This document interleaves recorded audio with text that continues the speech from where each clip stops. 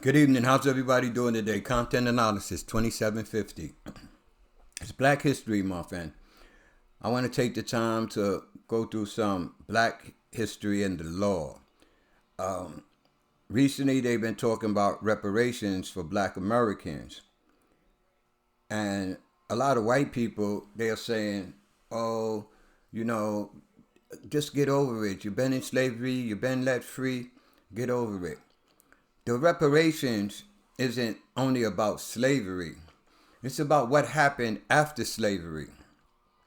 And what happened after slavery was the laws of America systematically took black people out of the workforce, thereby making some of them return back to the slave masters in order to crop share, and a lot of them went to the North. The North was like a free part of America. The South was full of racism, slavery, and all the likes of ostracizing black people from being productive in society. And the laws are even unequal for blacks and white in this day and time. So I want to take you through a history, a timeline. We want to thank Black Americans in the Law. That's the reading from Berkeley Law. We're going to go through this timeline. So you see the first picture up, it says Black Americans in the Law. We know and understand that the law always been unequal towards black people, and it even is today. You know, black people are over-policed, and when it comes to the racist behavior of white people, the law doesn't work for black people. So the first reading says, American jurisprudence and law have profoundly shaped, defined, and constrained the lives of black people for over 400 years. Continues today. And we're going to see how it goes from 1640 into this present day 2024. Racial inequality has extremely deep roots in American society, and our Constitution, statutes, court cases, and regulations not only bear witness to this, but are often the source of it. When we look at the black history and when the American blacks got free from slavery, a lot of the white people were fighting them. And they even formed groups to lynch black people and beat black people up. And the law was on their side. The law never worked for black people. And they're talking about reparations. And a lot of people say, oh, it's about the slavery. It's not about the slavery. The reparations is about black people being ostracized out of society, not being able to enjoy middle-class wealth, own properties, own businesses. If you Google Black Wall Street, you'll see that the white people went and burnt that place down. It was a road with all like prominent black people. They were building up the black society, and the white people burnt it down. And it's just sad that every time they tear something down, instead of the people at the time, go on with the same cause, they just gave up. And, a lot of times you want to think about it, a lot of people, they don't want to be leaders of black people because black people, they be leaders of a black man, you die, you go to jail. So a lot of people don't want to take on that responsibility. But at the same token, they'll be fast to kill one another. But even that, when we go through this timeline, you're even going to see that black on black crime is nothing new. It's been going on since the days of time, the time of ages. So it says, this timeline that I'm going to show you is going to provide an overview of some of these laws, beginning with the first known case marking the legal difference between Africans and Europeans in 1640 in Virginia, and continuing laws recently introduced in the wake of the killing of George Floyd and other black Americans. While not exhaustive, the timeline focused on a number of key legal events and actions that have structured and systematized racism in America. And how dare we get a Republican candidate running for president, wants your vote, from South Carolina, that's going to say racism doesn't exist in America. The nerve of her. Racism is here and it's always going to be here until there is equal, everybody's treated equal. So let's go on.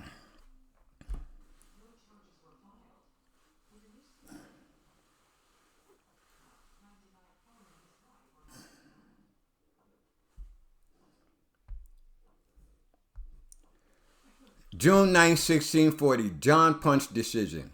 This is the first legal decision after black people were released from their slave masters that showed the legal system not treating black people fair. This is the John Punch case.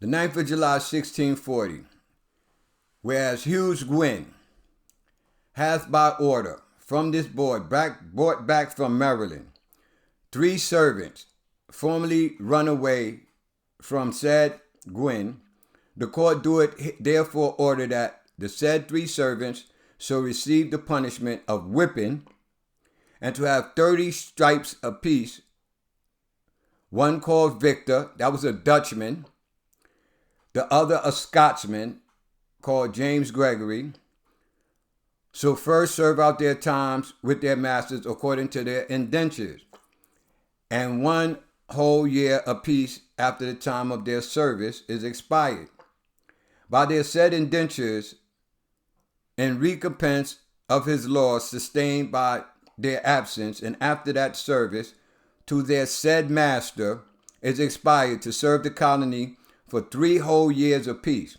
and that the third, being a Negro, John Punch, shall serve his said master and his assigns for a time of his natural life here and elsewhere. So here where the law shows the difference between whites and black, as it still goes on today. One thing we could notice about this case right here too is that the Dutchmen were slaves, Scotchmen were slaves, and there were quite a other few white people that were slaves too, but they were indentured servants. And an indentured servant is one who they sign a contract with the slave owner, or they get a loan from and agree to work his land till his land, or do whatever he got to do on his land to pay back that debt. That's what an indentured servant is. John Punch, he was a slave and he ran away and he got caught. They went and found him and they brought him back. And while they let these people, pay their penalty and then become free men again, John Punch was sentenced to be a slave for the rest of his life. They all committed the same crime. They all had to, 3 of them had to be sought in court. And the Negro, the American black man, the African American black man, he's got a sentence totally different from what the white people got. It gets worse.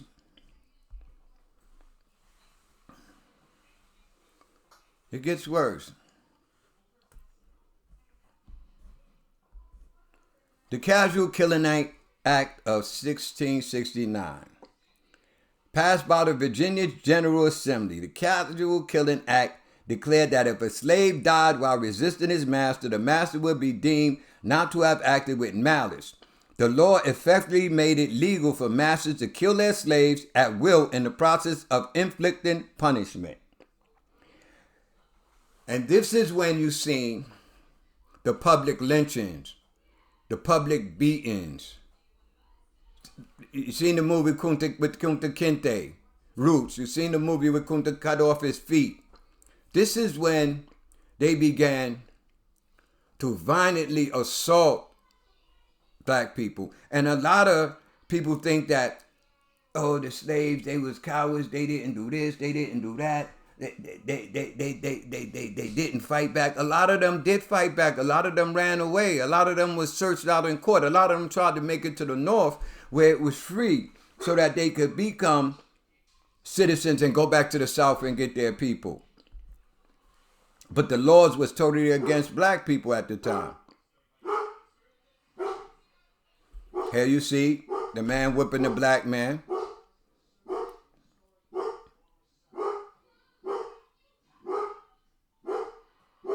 Now,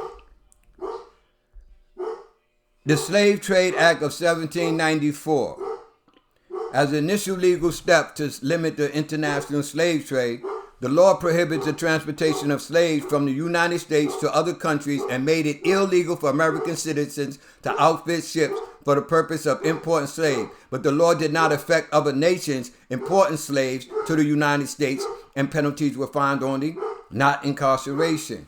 So here you see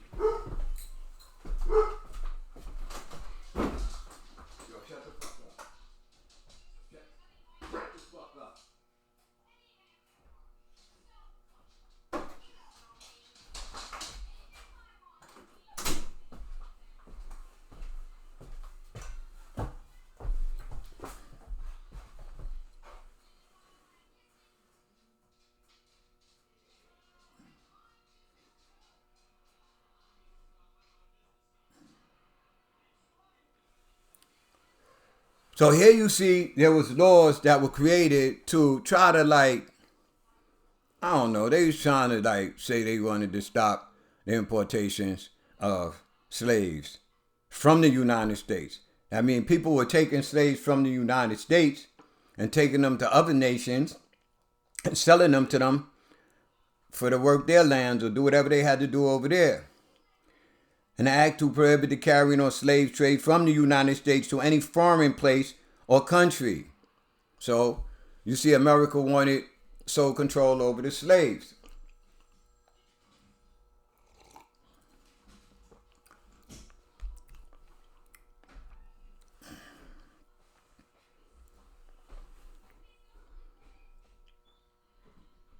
Here you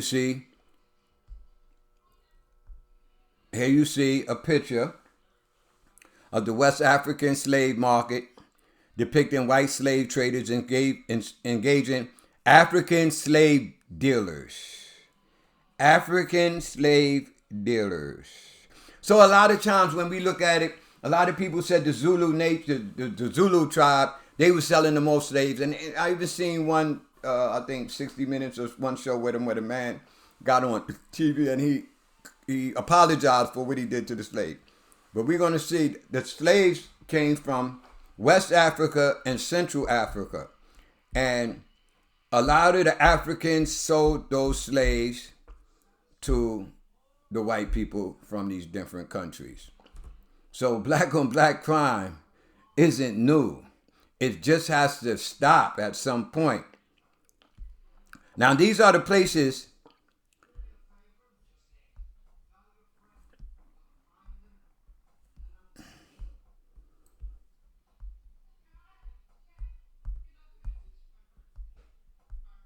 oh my God.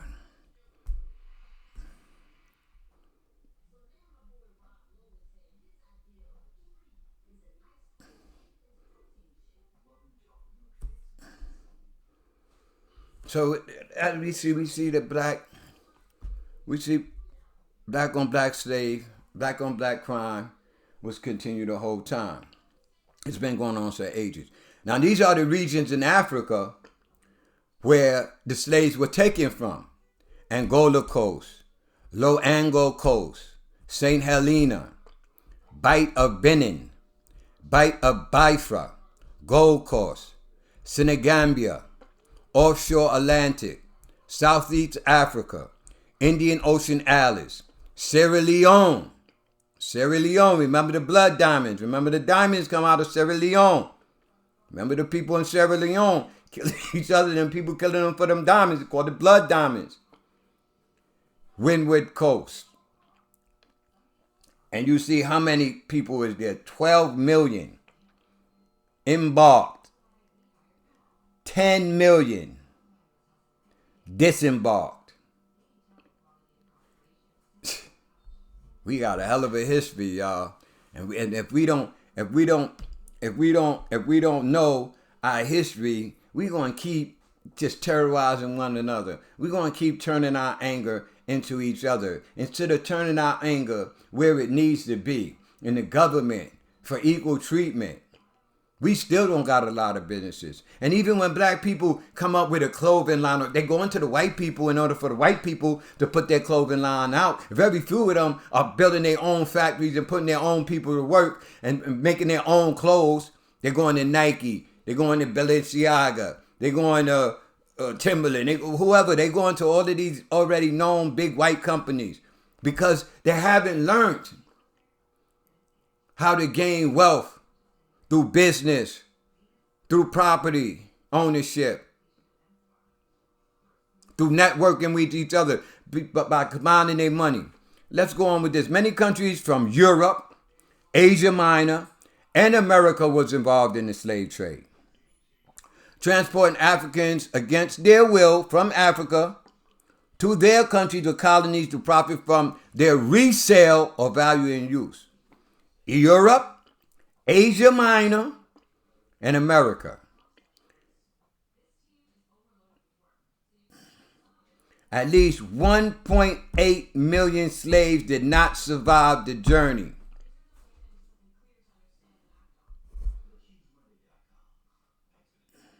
It's just bad. It gets worse. And we got to learn our history.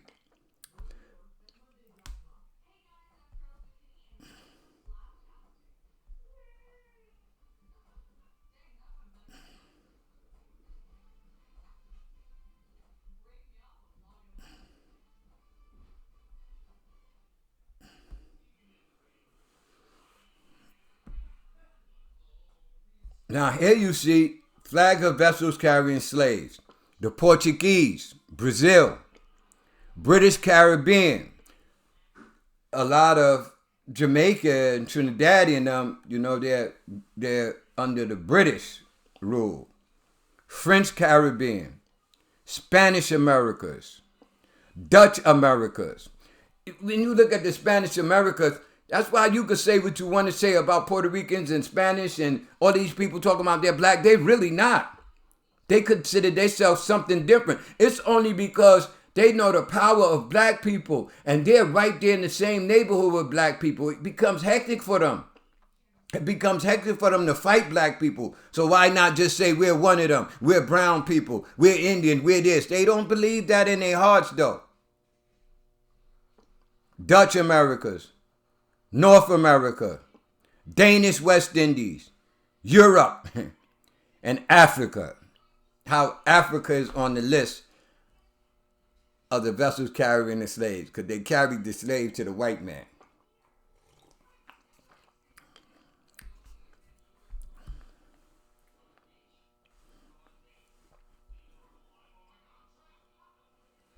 It's bad, man. We got to work it out. Now you see the slave ship. This is the picture of the slave ship. How they built the ship and how they you see how they put them all in it and they showed the shackles them. Now you came to the Slave Trade Act of 1800.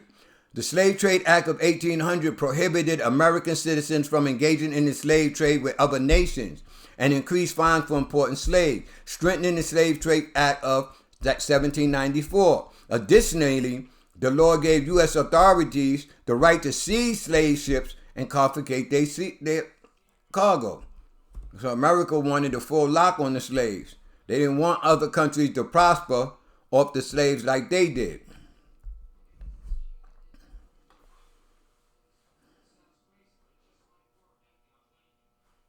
There you see slaves being loaded on the ships to Gold Coast, Africa. Look, you see,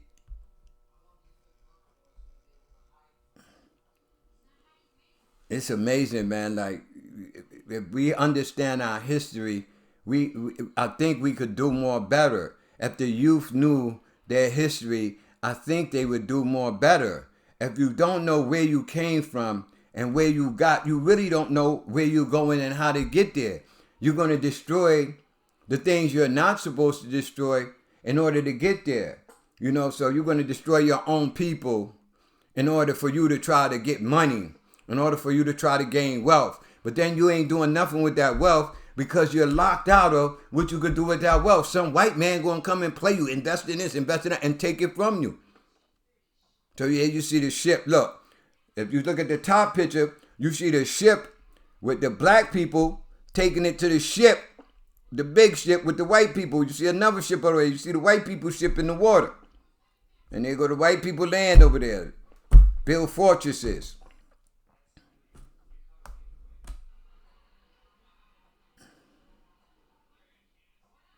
It hurts my heart, man, to see, you know, like where we came in. So then they had an act in 1807 prohibiting importation of slaves. You know, they was taking the African people and sending them all over the place. This act was promoted by Thomas Jefferson in his 1806 State of the Union address. The growing anti-slavery sentiment finally led to the prohibition of international slave trade, providing that no new slaves would be imported to the United States effective on January 1st, 1808. The act, however, did not prohibit the domestic slave trade. So you see, as they went on, somebody began having a heart and saying this is wrong for the people. So they stopped bringing the slaves over from Africa. So I don't know what them Africans who was making all that money or whatever they was making selling slaves did at that time, but they prohibited the importation of slaves coming. But it did not stop the selling of slaves right here in America. This is the law. This is the law. As you see, February 28, 1803, ban on importation of any Negro, mulatto, or other person of color. I don't know who the other person of color, maybe y'all could tell me, but you know, the mulattoes, you know how that was happening. You know, them slave masters up there, you know, having sex and breeding the black women and them coming out the light skins. The mulattoes like we see today with the black and white people.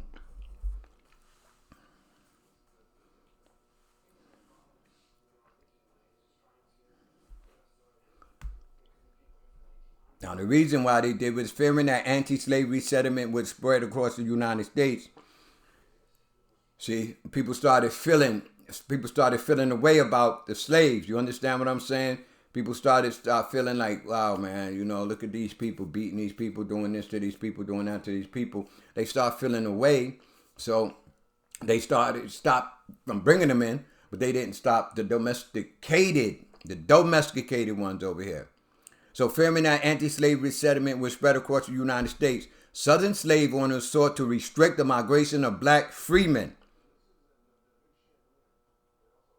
Now, when they came in, there were black freemen too. All black people were not slaves at that time. They had some black freemen who were actually coming and helping the slaves to escape to be free, housing them and helping them to gain their footing into society.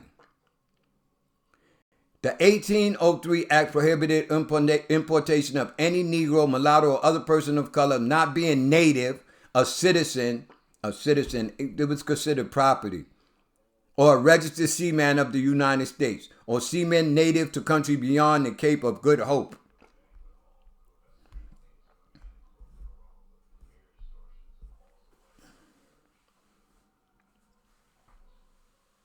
So you see the laws, they were making laws. Now, this is the crazy part, too. Now, this print illustrating the fear of reversal of roles for slave and slave master, with former slaves now in the role of the slave master. That's what the white man always feared. The white man always feared that if they let the slaves go, the slaves now, because of all the things they did to them, all the violence, all the lynching, everything that they did to them slaves would turn around and enslave them. And that was the same with when they fought the Civil War for the freedom. The white men didn't want Lincoln to allow the black people to fight because they felt that the black people were going to get those guns and turn them on them. But we know that didn't happen. We see the picture of the black man whooping on the white man. That's just a picture. Yeah, they fighting them today and they'll beat them up. You call them a nigga, they'll do whatever they want to do today, but they do it more to each other. They enslave each other, terrorize each other more. So white man's happy. His fears were unfounded. They enslaved each other just like they did in Africa.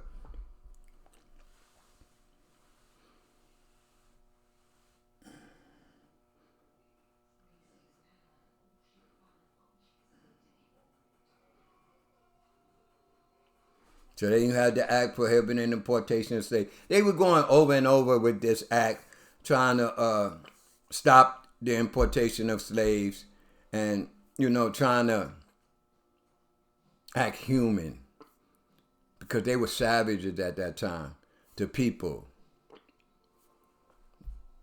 Now you see the picture of the brother. You say, am I not a man and a brother, a human being? Shackled, abused, that was urging the abolition of slavery, as England had done in the 1780s. Prior to America, England had abolished slaves, period. England said, that's inhumane, so we're not going to do that. But America continued to go on. Because the lazy ass white people didn't want to work their own goddamn lands. Now they had their amendments into the act. They go on and they create all these laws because a lot of time the white people wasn't following them laws. The amendment in 1807 law revised the penalties associated with importation of slaves and shifted the burden of proof to defendants to prove how they acquired the slave. The amendments effectively created a statute of limitation of 5 years, but also made prosecution against slave trade easier within those 5 years. But then again, you've seen that the original law said that they won't be incarcerated for it. They'll only receive fines when they should have been incarcerated for it. This is a picture of slaves that they caught one ship and they took the slaves all off, man. Look at them young black people, man. All young kids. Look at that, man. The youth, man. Look at that, bro. Look at that, bro. The youth, the youth, the youth, the youth, the youth. Look at all those young black people. 1, 2, 3, 4, 5, 6, 7, 8, 9, 10. It's only like 8 adults in this picture. The youth. Why? Because the youth is easy to control, easy to take one youth and kill him in front of all the other youths and say, this is what happened if you don't go out there and pick this goddamn cotton. And they're going to do it, man, because they don't want what that happened. It's like it's easy that they get them youth and give them a gun and tell them, go out there and shoot somebody to get in the gang, or go out there and rob somebody to get in the gang, or sell these drugs to be in the gang. It's easy to get the young ones, because the older ones, some of them is dumb as rocks, but the majority of them is smart, and they're not going to just go out there and do that. So now 1819, they was regulating the slave trade again, making more laws. All these laws was based around slave. But then when the free slaves came, you're going to see the laws that people had to go to and how the laws was affecting the black people. This was the final law, though. This was the final law. As a final statute passed to regulate the slave trade, the law declared it an act of piracy to engage in the trade of Africans as slaves, punishable by death. So they had to go through all of that to get to this part right here. And I'm sure that they didn't kill no lot of white men. I'm sure of that. Although the law was somewhat effective in curbing the trade, no slavery would actually be executed until the Lincoln administration enforced the law to its fullest over 40 years later. So it don't matter. Like y'all look at, y'all black people, y'all look at this resurrection thing that happened with the United States Capitol. The white people has always done that. The white people has always, when the war came against them and not favorable to them, or they been wrong, they fought that law. They shut down that building. That's nothing new. And you want to, a lot of black people, oh, the resurrection, they do the Capitol and they do, fuck that. How much times did they not use the law for you? How much time did they kill black people and don't use the law for us? Let them go ahead and overtake each other. Look what they did in Flint. They went to the governor's house and ran the governor out. That's what white people do. If the law is not favorable to them, they will go fight the government. They will burn the government building down like we will go and burn the Arab store down. They will run up in the Capitol like we will run up in Macy's. They've been doing it. We're going to see. We're going to see. They've been doing it. Here's some slaves arriving into America. Look at them babies. Look at that lady with her babies. It's like they didn't get a lot of older people. They probably would have had to kill them older people. Now this one is crazy too. The Fugitive Slave Act in 18. As polarization over the issue of slavery grew, Congress passed the Fugitive Slave Act as part of a compromise between Southern slaveholders and Northern free states. Remember, the slaves in the South, they were escaping to get to the North. Once they got to the North, they got free. And actually, a lot of them that made it over there, they wasn't sent back to be enslaved. The law required all escaped slaves to be returned to their masters because they wasn't being returned, including those who ran away to free states. So if you ran away to a free state, now they normally let you go ahead and build yourself up. And maybe you make it back and get your family. But now they made a law that you would have to send them back. Congress attempted that compromise so only to further divide the country. Yeah, because them free people didn't want, they wasn't on to that slavery stuff like that. Them people in the North were tilling their own land, making their own thing. Do your own thing. Be your own man. You see? And they got the nerve to have a quote from the Bible on this thing. And then the Declaration of Independence. Now, this is something they teach you in school. Dred Scott versus Sanford. They ain't teaching you all that other stuff I showed you right there. They taught you that. I learned that in school. Amid increasing political division, Dred Scott, a slave, had been transported from a slaveholding state of Missouri to free areas where slavery was illegal. So if slavery is illegal, they wasn't sending you back. Once you made it over there, you was good. Some of them didn't make it, some of them made it and came back and got their people. Scott sued for his freedom, claimed he had been freed when he was taken into free U.S. territory. In a landmark decision, the Supreme Court held that Scott and other black people, whether enslaved or free, were not citizens of the United States. The Supreme Court held that Scott and other black people, whether enslaved or free, were not citizens of the United States and could not enjoy the rights and privileges of the Constitution, including the right to sue. So as you see, you wasn't even considered a citizen. We didn't have no legal rights to sue anybody. We couldn't do nothing. That would change. This is 1857. This is where reparations needs to be paid to black people for the law that done after slavery. For all the white people who keep talking about, oh, it's not about slavery. Oh, why should I pay for what my ancestors did? Peter paid Paul. Because the laws are still unfair today.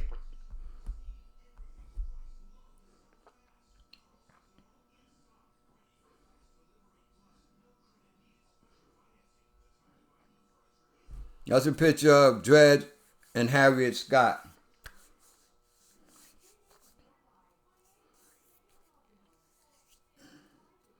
Emancipation Proclamation, 1862.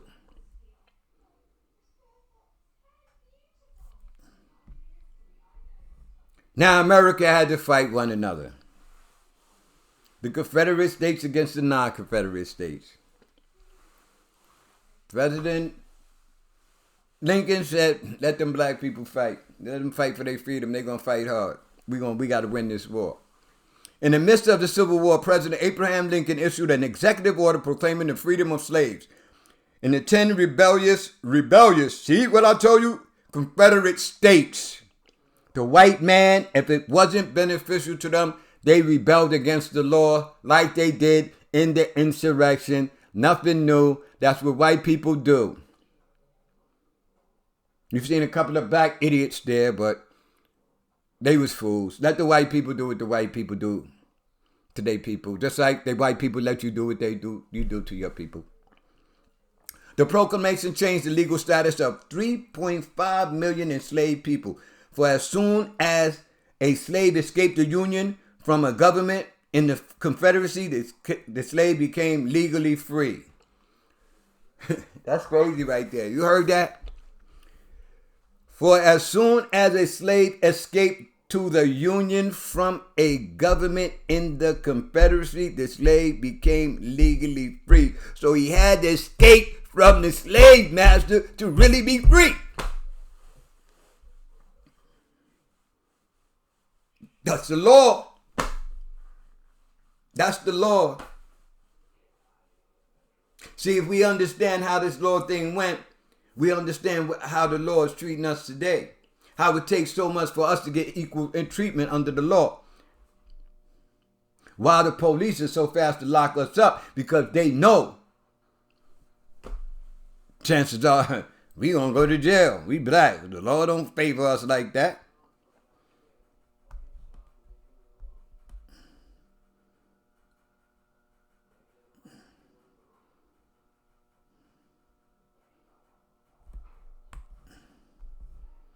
The Confederate States of America, commonly referred to as the Confederate States, CS, the Confederacy, or the South,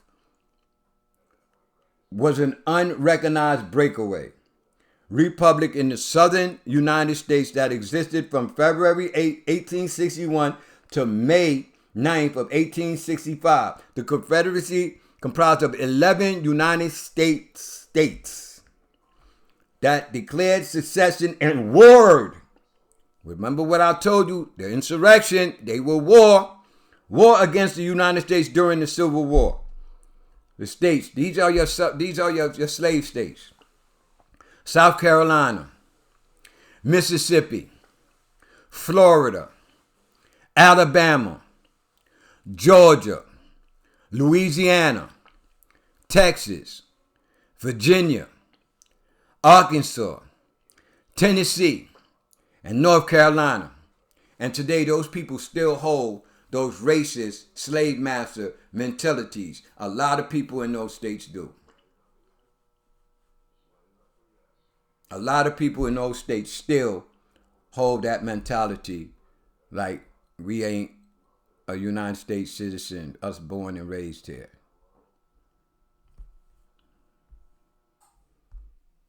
On February 22, 1862, the Confederate States Constitution of 7 state signatures, Mississippi, South Carolina, Florida, Alabama, Georgia, Louisiana, and Texas, replaced the Provisional Constitution of February 8, 1861, with one stating in its preamble a desire for the permanent federal government. 4 additional slaveholding states, Virginia, Arkansas, Tennessee, and North Carolina, declared their secession and joined the Confederacy following a call by United States President Abraham Lincoln for troops from each of the states to recapture Sumter. Sumter is what? South Carolina, Sumter's. And other seized federal properties in the South. So you see, they had to get soldiers to go up against these white people.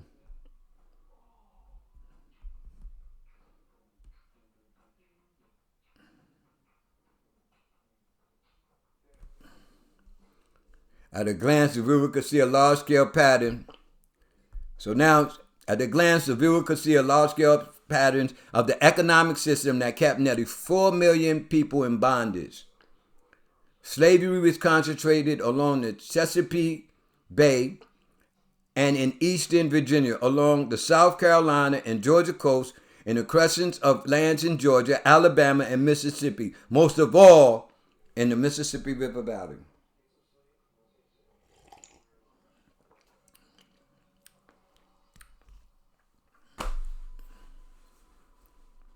What do y'all think?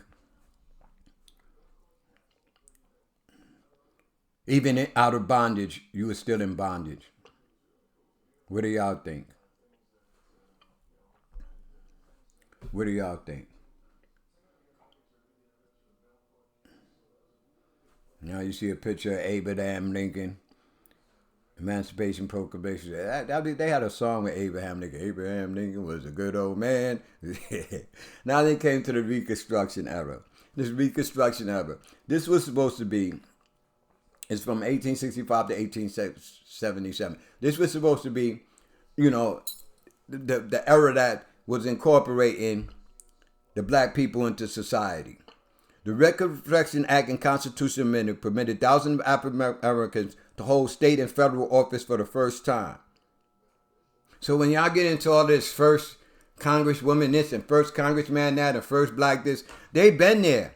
It's just that as white people began to take it over, they began to ostracize the black people once again. They do things in order to patronize you, to pamper you, to make you think things are going good.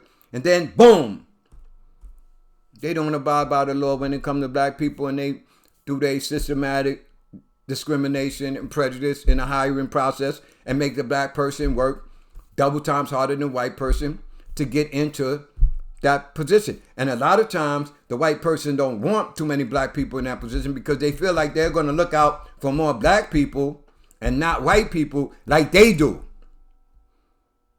See, when you wrong somebody and you continually wrong somebody, you become kind of schizophrenic because you think everybody's going to do that same thing to you. And that's what white people is. And that's why white people today is getting mad that black people are getting certain jobs. And now they're getting incorporated in these corporations. And they putting all these programs together to get black people in these jobs.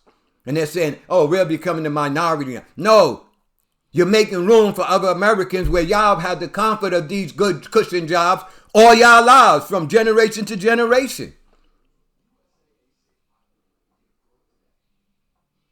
Harum Rhodes Revels, appointed United States. I was the first black United States Senator of Mississippi from 1870 to 1871. Harum Rhodes Revels. Reconstruction state governments established for the first time in southern states free public education and fairer taxation laws and initiated infrastructure spending and other progressive reforms that provided significant benefits to all citizens of these states, but were especially aimed at African Americans. However, African Americans did not receive this. They did not receive the free education. The white people did. They had to fight to get in them schools. That's Harum Rhodes. Harum Rhodes Rebels. Now Juneteenth. Everybody celebrates Juneteenth. For all of those that don't know what Juneteenth is or what it is, a lot of people say it's about when the slaves were free. It's not. Juneteenth is when the slaves were set free after the Civil War. A lot of masters did not tell the slaves that they were free. Once again, a white man don't care about the law if it's affecting them negatively. He's not going to abide by it because he knows he's going to get a fine. He's not going to jail. He's going to get talked to. Bob, you shouldn't do that now. Come on, Bob, you got to straighten up. Hey, Johnny, come on. What the fuck are you talking about? They're free. Come on, you have to stop it. We're keep it up. We're going to have to arrest you sooner or later. But they're not in no trouble. So they didn't tell the slaves So let's go. Let me read this for you first. Although President Lincoln's Emancipation Proclamation had officially outlawed slavery over 2 years earlier, Juneteenth happened 2 years after the freedom of the slaves. So when I ask people, I say, yo, what's Juneteenth? Oh man, that's when the slaves were free. No, it was not. That's when some slaves were noted and put on notice that they were free, that they didn't have to slave for no more. Although President Lincoln's Emancipation Proclamation had officially outlawed slavery over 2 years earlier, this information only gradually spread throughout the country as Union troops advanced, as troops began to make it home, as black people began to get to their wives and said, we won, we're free. June 19, 1865 marked the date that Major General Gordon Granger arrived in Galveston, Texas. This is what Juneteenth about. Major General Gordon Granger, June 19, 1865, arrived in Galveston, Texas, at the far reaches of the Confederacy, and announced the end of both the Civil War and slavery. 2 years later. So it's about the notice of being free.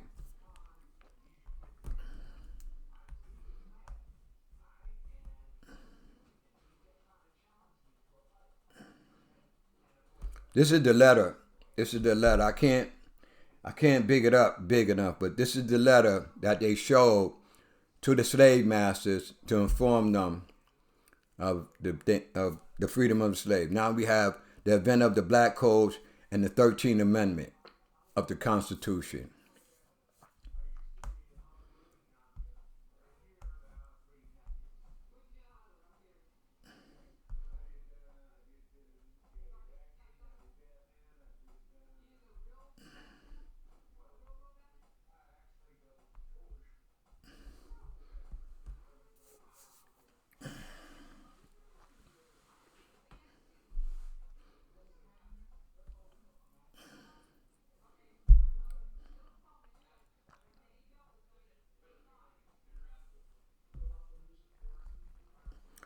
So the Black Codes, after the Civil War, former slaveholding states passed law to restrict. This is where reparations come in at. This is the start of it. Disenfranchising black people from having property, from having good jobs, from owning businesses. So we got no generational wealth. We don't come from a family where generations upon generations learned how to make money. My grandmother on my mother's side owned a whole lot of big land in South Carolina. And she sold vegetables. Later on, my uncle turned it into a pig farm and sold hogs. And they sold shrimps and she made nets. My grandmother was a businesswoman, and the white man, it's a white man right down the road. He's got a store down there, Coolest. He tried to take it from my grandmother, and they had the KKK come to my grandmother's house and take her husband. She had a big walnut tree in the front of the yard because she had a trail in the front of the yard where she would cook the vegetables, and cars passed by and they could stop and they could buy some food. She sold food right on the road, right in front of her house. And they tied her husband to the tree. This is what I was told. And they told her, they gave her a paper and told her sign over all her land or they're going to shoot him dead. And my grandmother didn't do it. And my family got the land today.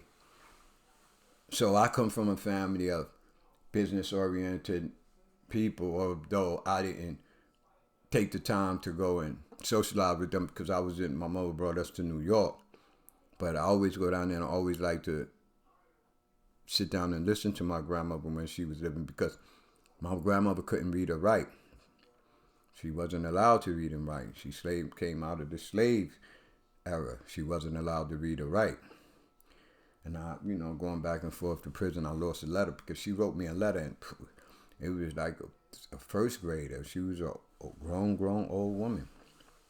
And I always cherished that letter because it always made me realize that education was important. to be able to read and write in America is very important. It's very important.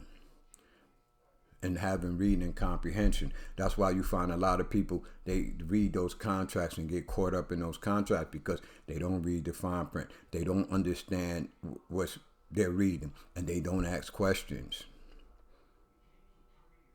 So anyway, after the Civil War, former slaves holding the state passed laws to restrict the rights of black laborers and to formalize racial hierarchy, known as Black Codes. Mississippi Act to confer civil rights on freemen was the first. Mississippi started the whole thing. And then the 13th Amendment, as part of the Reconstruction effort by the federal government following the Civil War, Congress passed the 13th Amendment, which abolished slavery and involuntary servitude, except as punishment for a crime. And that's why when you get locked up today and you're going in jail, you see down south they have the chain gang, people be on the road hitting rocks and all that. New York, you got to work in this place in Reparations. They pay you 16 cents an hour. They didn't used to pay you nothing. You just had to go in there and work. You know, so everybody who's thinking they're winning when they're going in jail, all you doing for punishment for a crime is you volunteering for slavery. That's all you doing. You ain't no winner. It don't make you no tough guy. You a slavery voluntary. You watched a whole process of slavery to put yourself back in it. You wanted to experience it your goddamn self. The chains, the abuse, the working for nothing. I did it too. Now, I'm not saying I'm better than nobody. I went in and out of jail for a long, long time. For a long, long time. So now you see, this is in Florida, Monticello, Florida.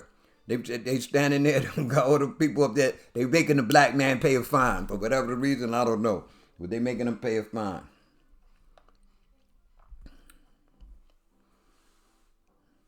Now, 1866, now, this is the first time that the white people came and they tried to develop civil rights for the black people. As we know, today, we still fighting, going through civil rights, the civil rights. The white people don't give up easy.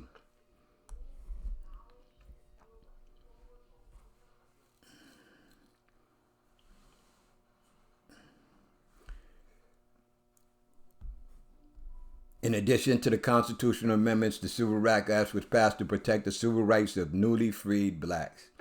The act defines citizenship and affirmed that all citizens are equally protected by law. So now you see they're trying to say legally black people are citizens, that now they're citizens. But it's not so easy. It's not so clear cut. That's the 13th Amendment of the Constitution. They didn't do it. They didn't protect them. The Reconstruction Act of 1867 and 1868.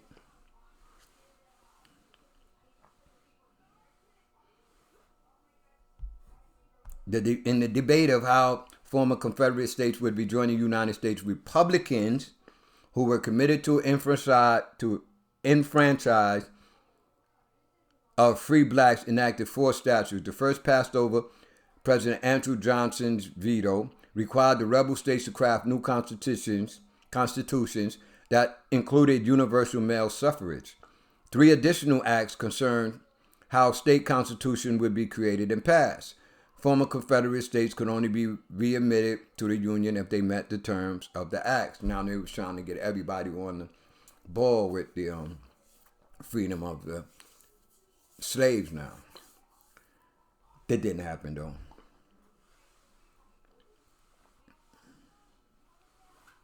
That's a print. You see all them white people up in the air, you know. It amazed me how they could do a depiction. You got all these white people up in the clouds, right? And you got them angels, like, and they were looking down there. This is showing a grand allegory of the reconciliation of North and South throughout the federal programming. All the white people trying to come together and trying to make the black people citizens of the United States. Again, this is about the reparations. It's not only about slavery. It's what happened to the black people after slavery, which put us in our condition that we're in today,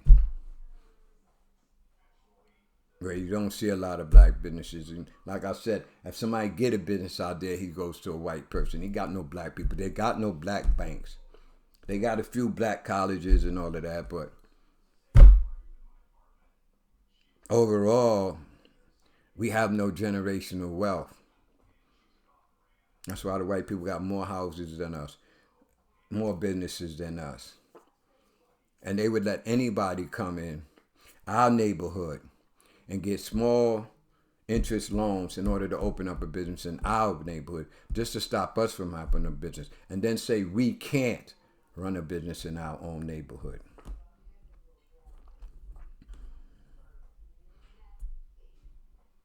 Then came the 14th Amendment. 1868, the 14th Amendment was introduced to the people. In another condition of being readmitted to the United States, former Confederate states also had to ratify the 14th Amendment to the Constitution. The 14th Amendment granted citizenship to all persons born and naturalized in the United States, including formerly enslaved people, and guaranteed all citizens equal protection under the law. Now, under the 14th Amendment, if you was born here and you were black, you became a citizen, but you wouldn't be treated equally like one. And you're not today, man. You're not treated equal today. You're really not.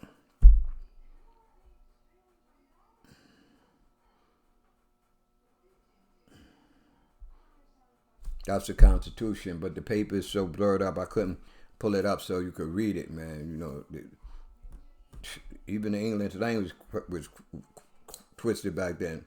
S was written with an F, so if said was F-A-I-D, servant was F-E-R-F-A-N-T.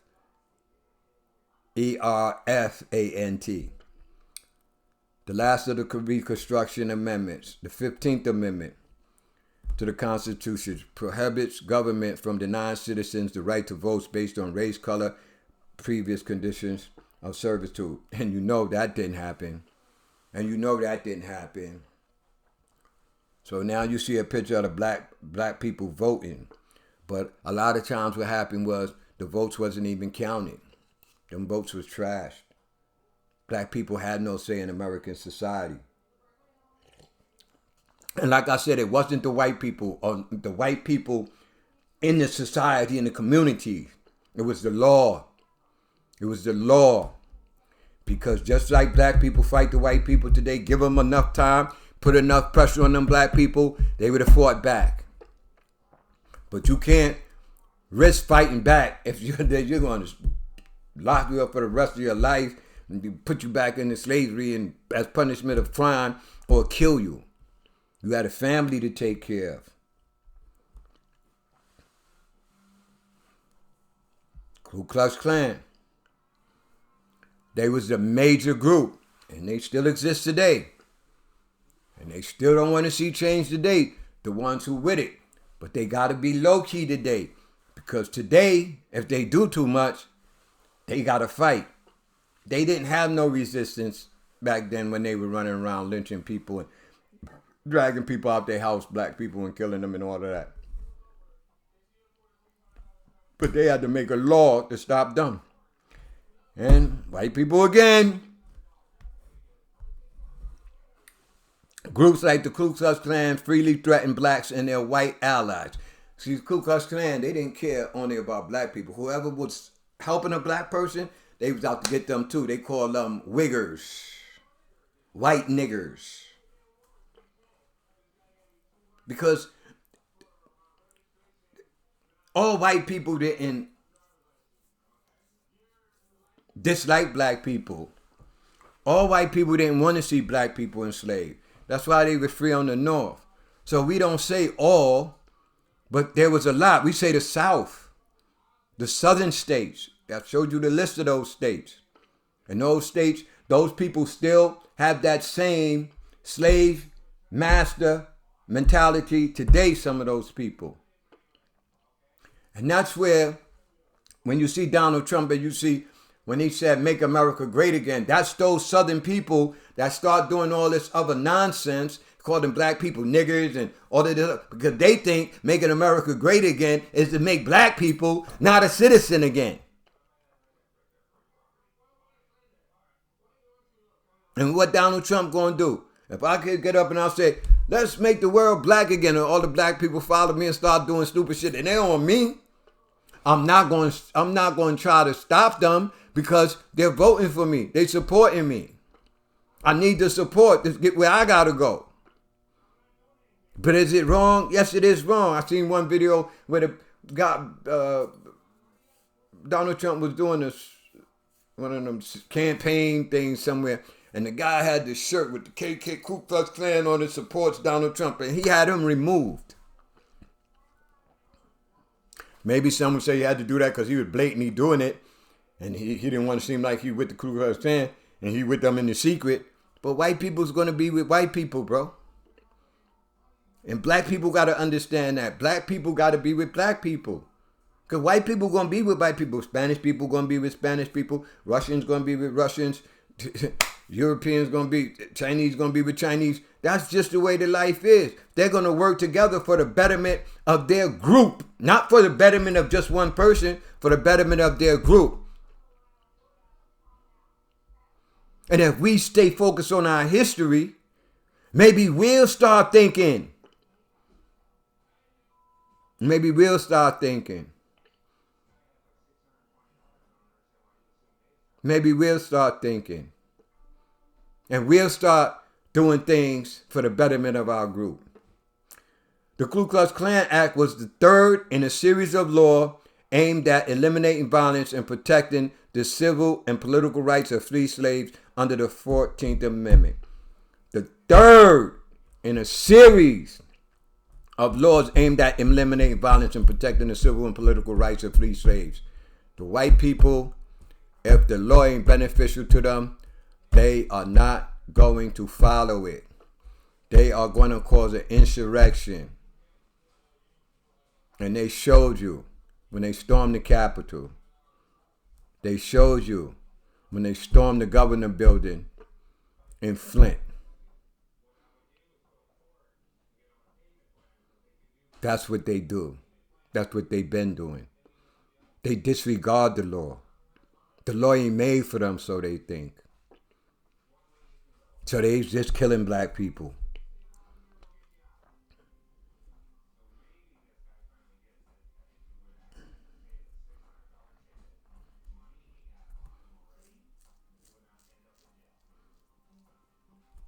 Now these Ku Klux Klan people right here, they got locked up.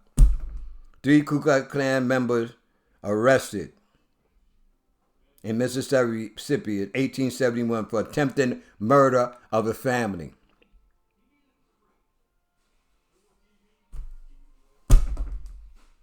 Things started to change, but not enough. The slaughterhouse case. This is another case where the white people went against allowing black people to suffice and take care of their family. The Supreme Court first interpretation of the 14th Amendment involved local butchers in Louisiana who challenged the state law granting a monopoly to other livestock companies. The court upheld the law, finding that privilege and immunities of citizens extended only to those specified in the Constitution and did not include other rights given by individual states. The practical effect of the ruling was that the 14th Amendment was interpreted as protecting economic liberties and not the civil rights of African Americans. So the 14th Amendment was designed to help black people, but it wasn't there to help black people, according to the Supreme Court when somebody challenged it.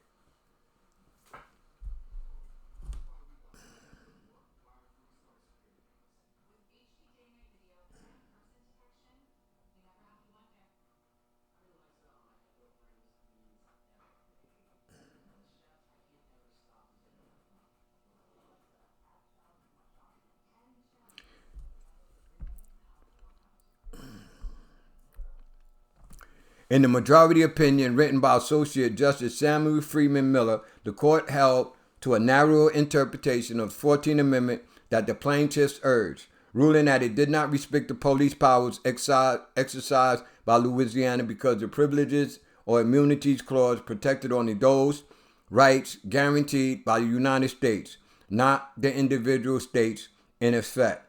The clause was interpreted to convey limited protection pertinent to a small minority of rights, such as the right to seek federal office. It wasn't. They were saying it wasn't a right for you to go out and have your own business. It was only a right for you to get a job with the federal government.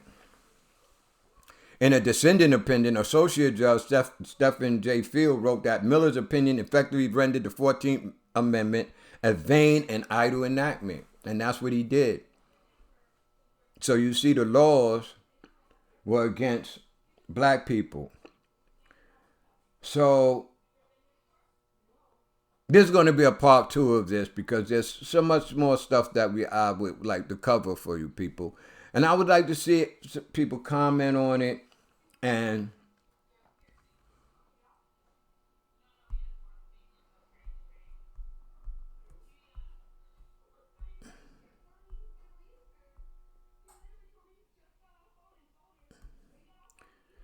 I would like to see people comment on it, subscribe to my channel. We're going to be a part 2 just for Black History Month, because I don't see nobody on YouTube putting out no Black History stuff. Just for us to think about, man. Just for us to think about. I know a lot of people, they have, a problem with viewing positive content. But it is Black History Month. And it's only fair that we know some history. And I'm not giving no history about, what slaves did this and who bought the slaves and this and who's the original black man. I'm being Black Americans in the law so that you can understand the law, because some of those laws that we're going to come up with, a lot of those laws can be used by a lot of black people today. They just don't know them.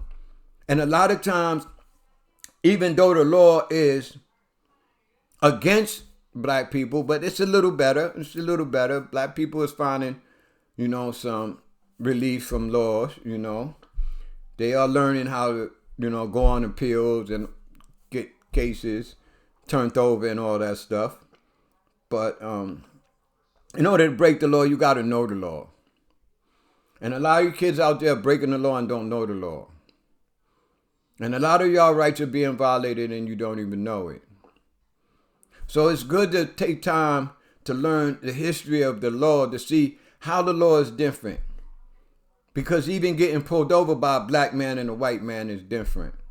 And black people still don't want to bow down and understand it. A white man could say, "Man, what are you pulling me over for?" A black man did it, say, "I'll pull." It starts a whole lot of stuff. But they're suing.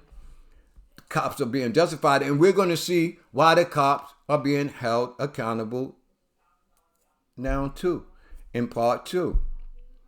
So content analysis, 2750. My puppy dog is my profile picture. Please like, comment, and share. And I swear I hope a lot of people look at this video, man, because, YouTube is full of gossip and drama and violence and negativity and who life is doing this and who's snitching this and who's snitching that. And I'm not going to lie that I be getting involved in some of it too, but be trying to pull out the positive side of it. And it's Black History Month. So I just wanted to know I did something to try to enlighten the black youth and some adults, because some adults don't even know and understand how the law is different for them. Please like, subscribe, comment. Content analysis, 2750. My puppy dog is my profile picture. I got 138 subscribers. I'm trying to go up and get up. Please subscribe. Let me get to 1,000 so I can start going live. I'm going to start going live at 1,000. So please help me get to 1,000 so I can start going live. Thank y'all very much. Enjoy your day. Be safe out there. And always think about what you're going to do. Because some things you're going to do, you don't have to do. Love my people.